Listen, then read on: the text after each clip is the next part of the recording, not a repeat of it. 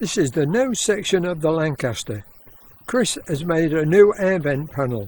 The exhaust vent is original and will be okay.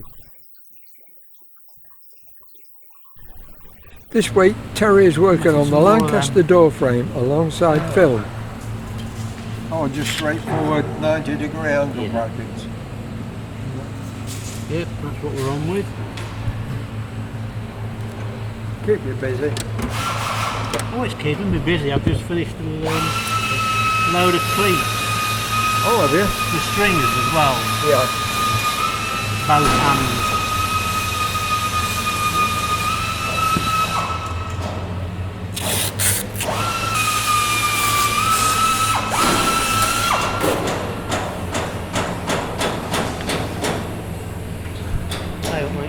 What have you got to tell us then? What have I got to tell you? I've been smashing some more panels on. So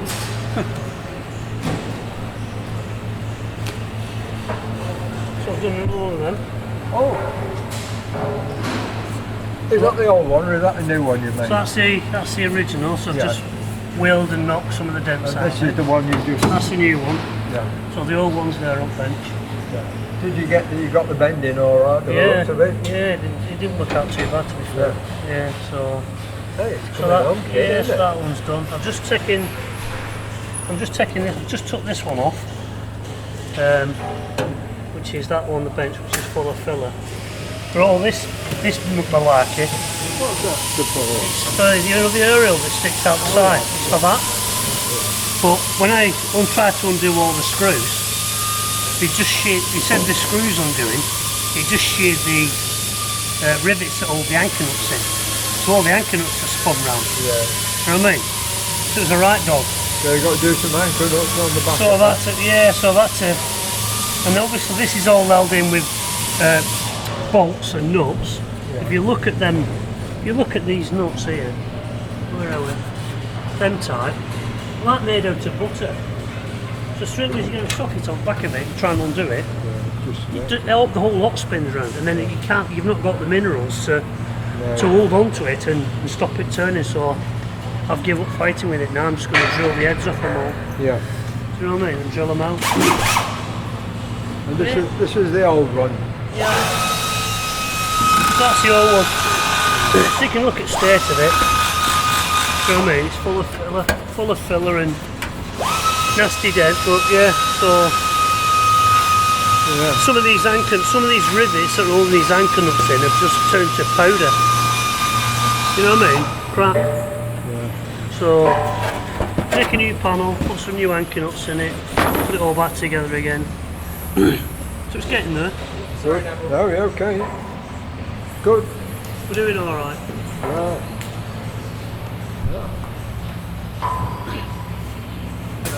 Yep. Yeah. Right, so Chris. Right you are.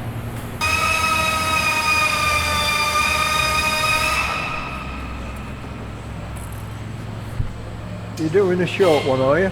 Yeah, the bottom one, yeah. In between the doors. Dave's working on the short bottom doorway former. Yeah. Not very well, that one.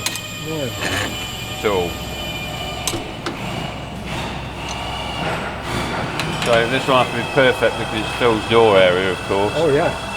Nothing but the best. Right. Within a thou, or is it 2 thou? So I've actually raised the bar now. I don't have a tolerance of 1,000. I have a 0 tolerance now. 0? Has to be spot on. Plus or minus nothing. And it'll be ready for bending, will it? Yeah. Just polish the edges up and then I'll get kicked into there.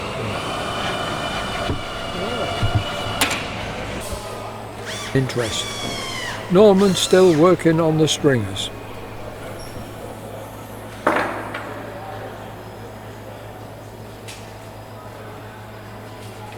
Terry's also helping Norman out as he needs 2 pair of hands fitting the new stringers.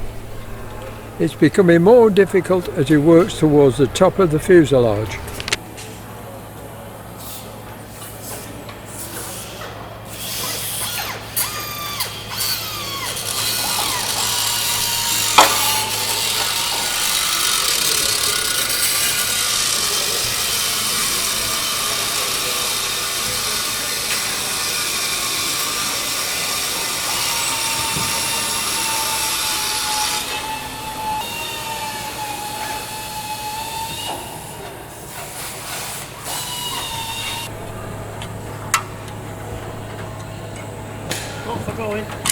The aerial support box bolts and rivets are badly corroded, so Chris has to drill most of the fasteners out. See that? Yeah. That's meant to be an anchor nut, that there. That's meant to be. It's meant to be like that. Like a stub, like a nut tooth. Yeah. What holds that anchor nut in then? Two No, it's rivets either side? that's the stiff nut, sorry. Stiff nut. Oh. That's the stiff nut. So push bolt through, tighten it up, then obviously the cutouts on that will clamp the end of it, Yeah. stop it undoing. But obviously they brought it away, but there's enough of it to hold the bolt in, but nothing to get a spanner on the job. Proper fun.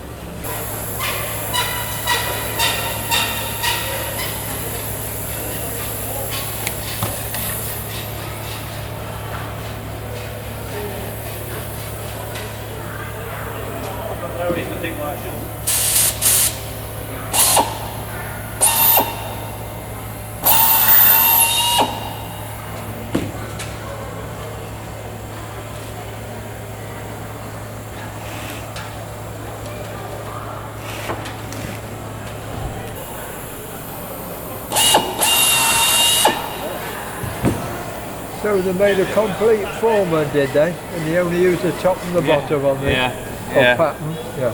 Yeah. It's okay though, I mean, still does the job. Yeah. I just have to use the end bits nice and easy. It didn't take me long to knock that top one up. No. Yeah, a couple of days done. So. Yeah. Wish they were all like that. Yeah. Yeah. It's when you go on holiday, September. Yeah. 4 weeks time. Oh. So hopefully I'll get all that section done before I go. What, the double door frame? Yeah. That's what I'm hoping to get to. Then when I come back on my holiday, all the skins will be on. The stringers might not be, but all the skins will.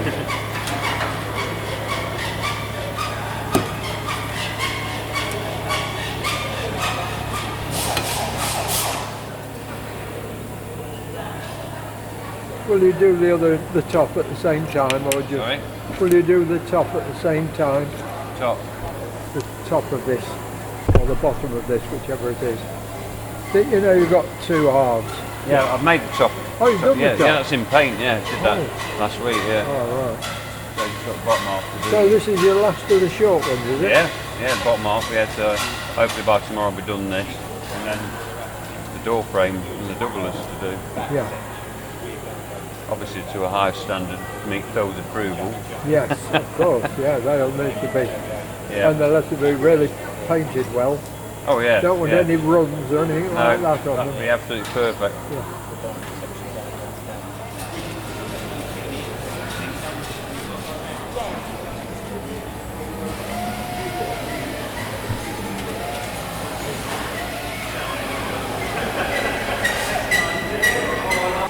8, mostly working on the B-25 bomber, but has also worked on the Lancaster gun turret, restoring them, and this is his main interest.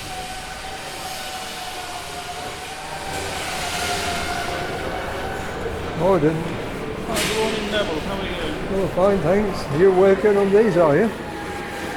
Or do these when you're not on the B-25? I do. Sometimes I do a bit of FN5 as a warm-up for the day. So the brief for that FN5 is to basically get it looking respectable so it can go on your day. So to that end, but basically a matter of just inspecting it, tightening up anything that's loose, which is quite a few things, getting the cobwebs out of it and the dust and odds and ends. And then once we're happy with it, the propeller can go back on. There's a few bits to go back on it. Yeah. Like the seat, we've got one part being made for the seat. There's a bush missing, so and Spen's making that. And that can go in, and then the cupola can go. This is part of the structure as well, is it? Yeah, this is called the accommodation plate. So this is fundamentally Yeah. the bottom structure of the. Also forms the shape to fill the hole at the front of the Lancaster and fit the FN5. Because the core of the FN5 is pretty much standard on several things. So this FN5 setup, this part and this would be common to the Lancaster, the front of the Wellington, the front of the Stirling, the front of the Sunderland had that, but depending on the shape of the airframe, you'd have a different accommodation plate to fit. So, and this one's Lancaster. This is Lancaster one, so it's quite wide. Yeah. And it goes to a point. There's a similar turret. This is the front turret. This is the front turret. Yeah, there's a similar turret in the turret display, which is for a Sunderland, which has exactly this structure, but the plate is completely different. More like this shape, really. Yeah. And then this same structure also fits in the FN150 that's on display. Yeah. And again, it has a different setup around it. So once they're happy with this, then the cupola's nearly finished. Well, it is finished. It's in the van to come back tomorrow. Is it a new one, or you just cleaned it up? It's the original frame with new Perspex. Yeah. Oh, you got new Perspex, did you? I got new Perspex and I've made the panels. Yeah, I can't think. Is it other square panels, flat panels? Some of them are. So the FN5 has a domed aluminium rear half because you don't need to look behind you. Yeah. And then the panels here are slightly curved, about the same curve as this, in fact. Yeah. The only really complex panel is this one here that curves two ways. So it's quite a hard one to make. Yeah. So can you bend the Perspex yourself? Yeah. Yeah. So what I do is I make go around that side.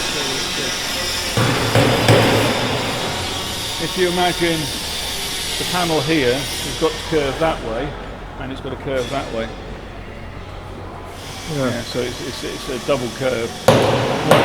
What I do is I make a former that meets that curve and that curve and that curve, and I do that with I make a plywood frame. So I make plywood to go that way, and that way, and I join those all together with wood screws. Yeah. And then on an English wheel I roll a piece of sheet metal to form over those wooden formers. Yeah. And then you end up with a plywood former with a metal roll former fitted to it. Yeah. And then you heat your Perspex up and push it over the former.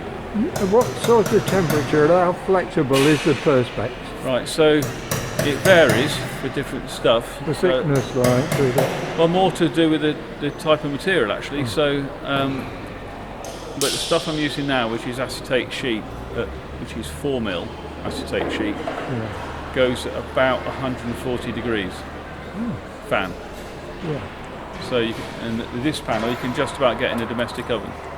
Yeah, I was going to say, you would be able to do, wouldn't you? So yeah, you can get it in. So you can pop it in a domestic oven at 140 fan, have a cup of tea, and by the time you've had your cup of tea, it's quite floppy. Yeah. So it's not. It'd have to be electrical, but not a gas one. Yeah, it has to be electric oven. It would have to. Yeah. So, but at 140, it's quite malleable. It hasn't gone too softy. If you go too hot, when you try and form it, you get fingerprints and handprints in it. Or how do you get round that when you're pressing it? So you have to do it. Well, yeah, so you have to have it 140, and you can get away with it. And I wear welding gloves. Yeah.